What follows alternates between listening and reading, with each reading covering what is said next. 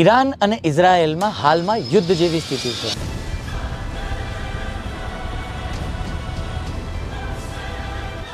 News channel ખોલીએ એટલે રોજ ને રોજ કંઈક નવા અપડેટ મળે છે. ક્યારેક મિસાઇલ હુમલા, ક્યારેક ડ્રોન હુમલા, તો ક્યારેક એર સ્ટ્રાઇક. હવે ખરેખરમાં યુદ્ધ જેવી સ્થિતિ છે કે યુદ્ધ થઈ રહ્યું છે? આ યુદ્ધ ખાલી ઈરાન અને ઇઝરાયલ વચ્ચેનું જ છે કે દુનિયાના બીજા દેશો પણ આમાં સામેલ છે? કારણ કે હવે આ યુદ્ધમાં પ્રત્યક્ષ રીતે અમેરિકા પણ પોતાનો ભાગ ભજવી રહ્યું છે.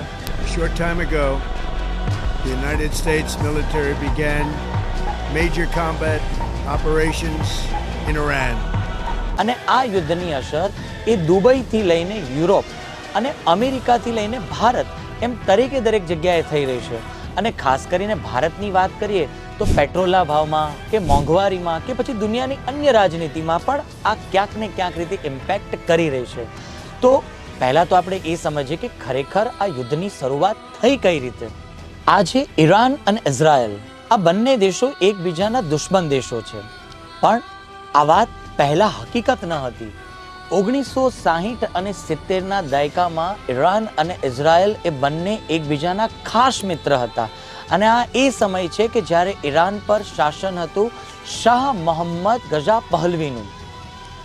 આ સમયે બંને દેશો એકબીજા સાથે વ્યાપારિક અને ઇન્ટેલિજન્સની લેવડ દેવડ કરતા હતા અને આ બંને દેશો એકબીજાના મિત્ર હતા.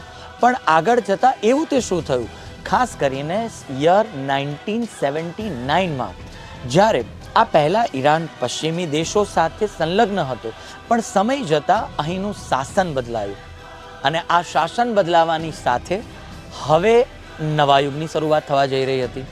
1979માં ઈરાનમાં એક મોટી ક્રાંતિ થઈ. ક્રાંતિના પરિણામે શાહની સરકારને હટાવાઈ અને એક નવી સરકાર બની. આ સરકારને સ્પષ્ટ વલણ હતું કે જેણે ઈરાનને ઇસ્લામિક રિપબ્લિક બનાવ્યો. આ ક્રાંતિનું નેતૃત્વ કર્યું આયાતુલ્લા ખામેનાઈએ. અને આ સરકાર સ્પષ્ટ રીતે આ માનતી હતી કે ઇઝરાયેલને મધ્ય પૂર્વમાં કાયદેસરની માન્યતા નથી આપવામાં આવી. અને આ જ વલણના આધારે ઈરાન અને ઇઝરાયેલ વચ્ચેની મિત્રતા તૂટી અને નવી દુશ્મનીની શરૂઆત થઈ. પરંતુ ઈરાન અને ઇઝરાયલ વચ્ચે સીધું યુદ્ધ નથી થયું. સીધું યુદ્ધ કરવાના બદલે આ લોકો એક નવું યુદ્ધ કર્યું જેને કહીએ છીએ પ્રોક્સી વોર. હવે આનો અર્થ શું થાય છે? પ્રોક્સી વોર એટલે સીધું યુદ્ધ કરવાના બદલે પોતાના સમર્થનવાળા જૂથો સાથે યુદ્ધ કરાવવું કાં તો પોતાની વાતોને મનાવવી.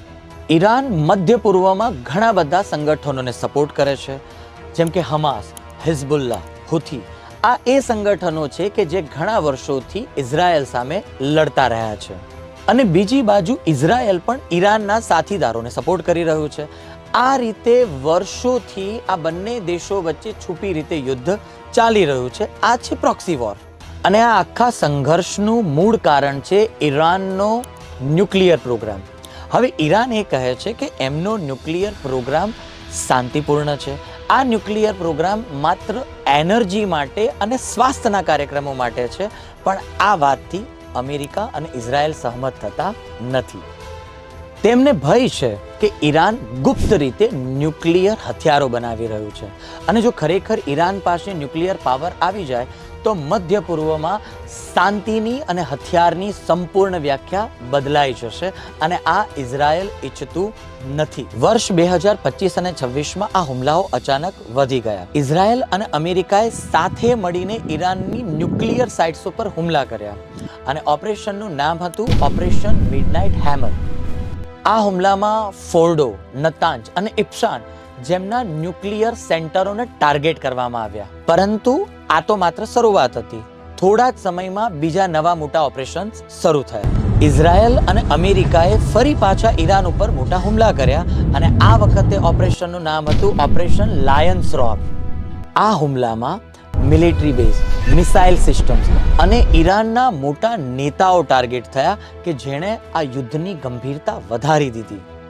ઈરાને તરત જ આ ઘટનાનો જવાબ આપ્યો. સેંકડો બેલિસ્ટાઇલ મિસાઇલ અને હજારો ડ્રોન એ અમેરિકા અને ઇઝરાયલના બેઝ કેમ્પ ઉપર છોડવામાં આવ્યા. અને આ હુમલાઓ ફક્ત ઇઝરાયલ સુધી સીમિત ન રહ્યા. તેનો ટાર્ગેટ બન્યા યુએઈ, સાઉદી અરેબિયા, કતાર, જોર્ડન, કુવૈત અને બહેરીન. ઓવરઓલ આ યુદ્ધથી મિડલ ઇસ્ટમાં તણાવનું પ્રમાણ વધ્યું. હવે દુનિયા આ યુદ્ધથી કેમ ચિંતિત છે? જવાબ છે સ્ટેટ ઓફ હોર્મુઝ. આ એક નાનકડો સમુદ્રી માર્ગ છે કે જ્યાં 20% પણ વધારે તેલની સપ્લાય થાય છે. હવે આ યુદ્ધના લીધે આ સપ્લાય ચેનને અસર થવાની છે. આ સપ્લાય ચેનને અસર થશે એટલે દુનિયાના મોટા ભાગના દેશોમાં તેલની અછત સર્જાશે, મોંઘવારી વધશે, તેલના ભાવ વધશે અને જ્યારે પણ તેલના ભાવ વધ્યા છે ત્યારે દુનિયાની અર્થવ્યવસ્થા ઉપર એની માઠી અસર પડી છે. અને હવે વાત કરીએ ભારત વિશે. તો ભારત એ દુનિયાના સૌથી વધુ તેલ આયાત કરનારા દેશોમાંનો એક દેશ છે અને ભારત પોતાના મોટા ભાગનું તેલ એ મિડલ ઇસ્ટમાંથી લાવે છે. તો જો મિડલ ઇસ્ટમાં યુદ્ધ કાં તો તણાવભરી સ્થિતિ રહેશે તો ભારતની આયાત ઉપર પણ તેની અસર થશે. સપ્લાય ચેન ઓછી થશે, તેલ મોંઘું થશે, મતલબ પેટ્રોલ, ડીઝલ અને મોંઘવારી ઓટોમેટિક વધશે. તો મધ્ય પૂર્વમાં ચાલતા દેશોની અસર સીધી જ ભારત પર થઈ શકે છે. એટલે કે મિડલ ઇસ્ટમાં ચાલતું આ યુદ્ધ સીધી રીતે આપણા જીવનને પણ અસર કરી શકે છે. ઈરાન અને ઇઝરાયલ વચ્ચેનો આ સંઘર્ષ એ માત્ર આ બે દેશો વચ્ચેની લડાઈ નથી.